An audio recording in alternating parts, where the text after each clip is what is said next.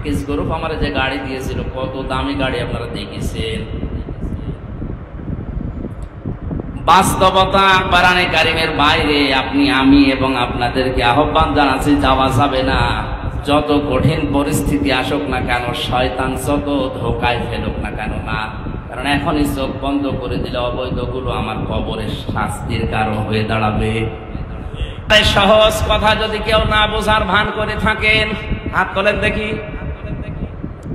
বলে যে আমি এখনো কোরআন হক আদায় করে পড়ার কি নিয়ম আমি জানি না। এই 4টা নিয়ম আমি যে একেবারে খোলাখুলি বললাম সহজ ভাষায়, বুঝেছেন? বাংলাদেশে কোরআন সবাই বিশ্বাস করে,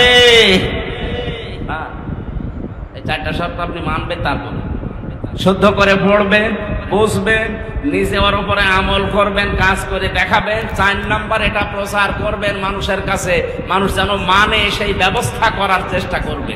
এই 4টা যারা করে উলাইকা ইউমিনুনা বিহি, এরাই কোরআন বিশ্বাস করে। ওমা ইয়াকফুর বিহি, যারা এগুলো করে না, ফাউলাইকা হুমুল খাসিরুন, ওরা কোরআন বিশ্বাসও করে না, ওরা ক্ষতিগ্রস্ত। জোরে বলে নাউজুবিল্লাহ। এর কাছে সহজ ভাষা, সহজ পদ্ধতি আমার আর জানা নেই। এরপরও যদি কেউ না আগান, এদিকে আর কি বলবো, আমার কিছু বলার আছে? আর আমি তার দারোগা পুলিশ হয়ে আসিনি যে পিটিয়ে মানুষ হেদায়েত করি। বলিল হাক্কু মির রাব্বিকুম ফামান শাআ ফালিউমিন ওয়া মান শাআ ফালিয়াকফুর। হে নবী, আপনি হক কথাগুলো সঠিকভাবে তুলে ধরে, যার ইচ্ছা হয় সে কবুল করবে, যার ইচ্ছা হয় সে কবুল করবে। আমার দায়িত্ব ছিল পৌঁছিয়ে দেওয়া, আমি পৌঁছিয়ে দেওয়ার দায়িত্ব পালন করলাম, এখন বাকিটা আপনার। দ্বিতীয় নম্বর, কেউ যদি রাসূলকে বন্ধু হিসাবে গ্রহণ করতে চায়, 4 দফা কর্মসূচি তার হাতে নেওয়া লাগবে। কয়টা বলেন? ওরা কোরআনে আল্লাহ একটা 4 জায়গায় দিয়েছেন। সূরা বাকারার 129 নম্বর আয়াত, সূরা বাকারার 151 নম্বর আয়াত, সূরা আলে ইমরানের 164 নম্বর আয়াত, সূরা জুমার 2 নম্বর আয়াতে 4টা আয়াতের কথা একই। কেউ যদি রাসূলকে বন্ধু হিসাবে পেতে চায়, তার 4টা দফা কর্মসূচি নেওয়া লাগবে। ওয়াল্লাযী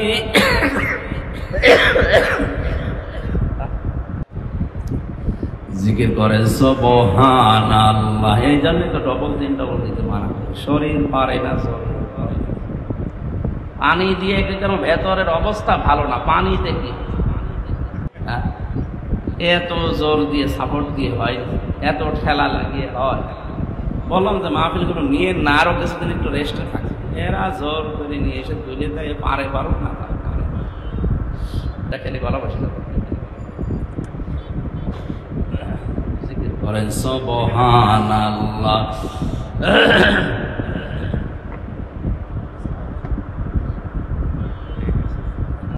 আপনারা ব্যস্ত মানুষ, আলহামদুলিল্লাহ বলেন সুবহানাল্লাহ। এটা কি কবরস্থান নাকি? আল্লাহর নাম ধরে বলেন সুবহানাল্লাহ, আলহামদুলিল্লাহ,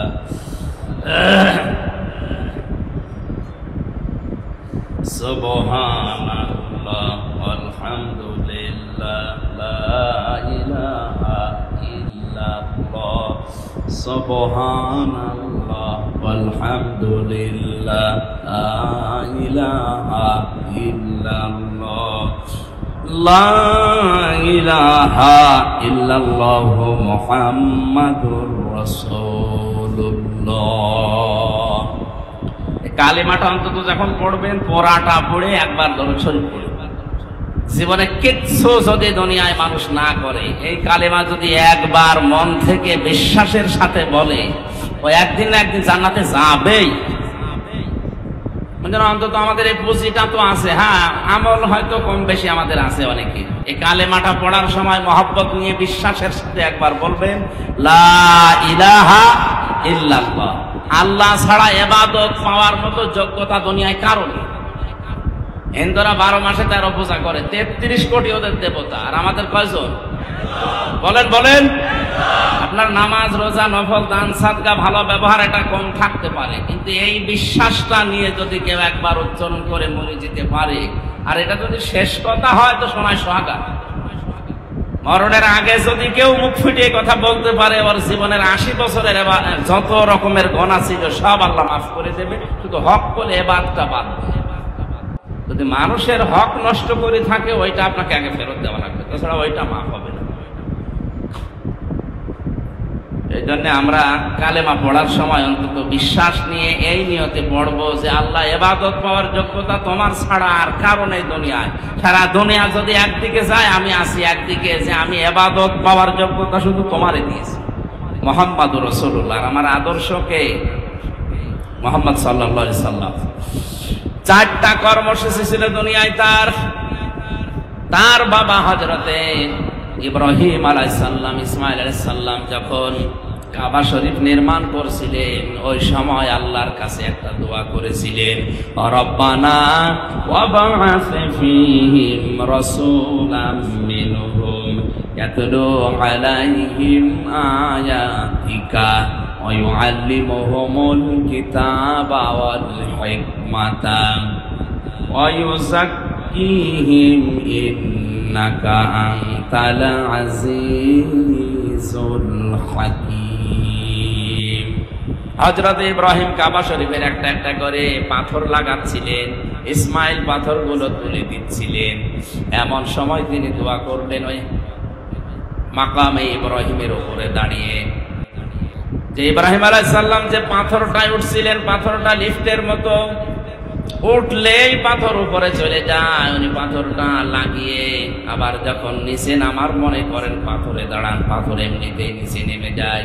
লিফটে হয়তো মেশিন লাগানো ছিল, আর ওখানে ছিল আল্লাহর একটা কুদরতি মেশিন। জোরে বলেন আল্লাহু আকবার। এই যে উঠতেছিলেন, পাথর লাগাচ্ছিলেন, নামছিলেন, এই অবস্থায় একটা দোয়া করেছিলেন, সে দোয়াটা আল্লাহ কোরআনে তুলে দিয়েছেন। তিনি বললেন, রব্বানা, হে আমাদের মালিক, হে আমাদের রব, ওয়াবাস, তুমি পাঠাও, ফীহিম রাসূলাম মিনহুম ইয়াতলু আলাইহিম আয়াতিকা, তুমি আমার এই বংশে আমাদের ভেতরে এমন একজন রাসূল প্রেরণ করো যে তোমার আয়াত তেলাওয়াত করে মানুষকে শোনাবে। রাসূলকে বন্ধু হিসাবে পাওয়ার জন্য আল্লাহ যে 4 দফা কর্মসূচি দিয়েছেন, 1 নম্বরে আমি যদি রাসূলকে বন্ধু হিসাবে পেতে চাই, কোরআনে কারীম তেলাওয়াত করে মানুষকে শোনানো লাগবে। এটা আমার দায়িত্ব। এটা কি? এই দায়িত্ব হয়তো কুষ্টিয়া থেকে পর্যন্ত এসে আমার পালন করা সম্ভব না, কারণ এটা আমি চিনি না, জানি না। যারা এই ব্যবস্থাটা করে দিল কোরআন বোঝানোর, কোরআন প্রচার করার, আল্লাহ তাদেরকে এই আয়াতে শামিল করুন। জোরে বলেন আমিন। রাসূলকে বন্ধু হিসাবে পাওয়ার 2 নম্বর পদ্ধতি হচ্ছে আল্লিমুহুমুল কিতাব, কিতাবের শিক্ষা ব্যবস্থা জারি করার। আমাদের সিলেবাসে কোরআনে কারীম 100 মার্ক থাকবে। এটা যদি মুসলিম দেশে থাকতো, ও যদি ম্যাজিস্ট্রেট হয়, ডিসি হয়, ডিওনো হয়, বড় বড় জায়গায় যায়, পিটিয়েও তাকে দোষ খাওয়ানো যাবে না। ঝিনাইদার এক ডিওনোর বাড়িতে একবার উপস্থিত হয়ে দেখি ওনার আমার চা দিল, সে 20 সালে চা দিয়েছে, কিন্তু নিচে কোনো পিরিচ নেই। আমি হেসে ফেলেছি। আমার হাসি দেখে এই জ্ঞানী মানুষটা বুঝে ফেলেছে, বলছো হুজুর আপনি কেন হাসেন? আমি বুঝেছি, চা দিয়েছি শুধু কাপে, কাপের নিচে পিরিচ নেই। সকালবেলা আমার ওই ছোট বাচ্চাটা পিরিচটা ভেঙে ফেলেছি, যে কেনবো সে টাকা আমার হাতে এখন আর নেই। অথচ আজ গতকালকে আমি একটা সই করলে 10 লাখ টাকা পেয়ে যেতাম।